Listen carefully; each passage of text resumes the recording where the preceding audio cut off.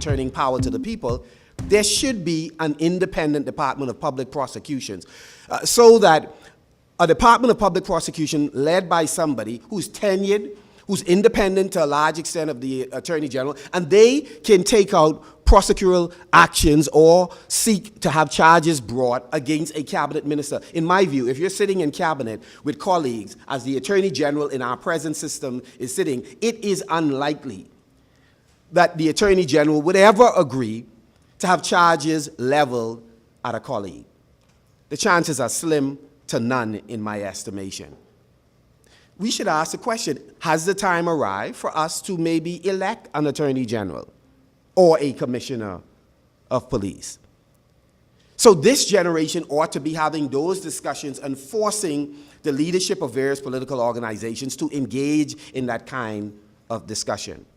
We should have a system of recall in the Bahamas, that if a member of parliament does not perform effectively, that we look at different formulas on how can we recall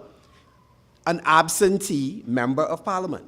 There are cases where a person may walk the floor or they may resign from the party that they were elected in, and you don't see them anymore in the constituency.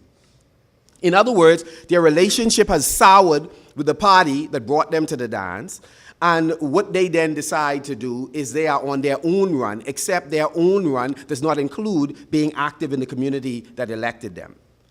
Well, some persons are just thoroughly ineffective in any event, and so they don't show up to work on an ongoing basis to represent people. They show up in Parliament, they talk about expressing the views of the people of the great constituency of so-and-so, having not had one single town meeting with those persons in advance of making the presentation to know whether or not they're reflecting the views of the people they say they want to represent.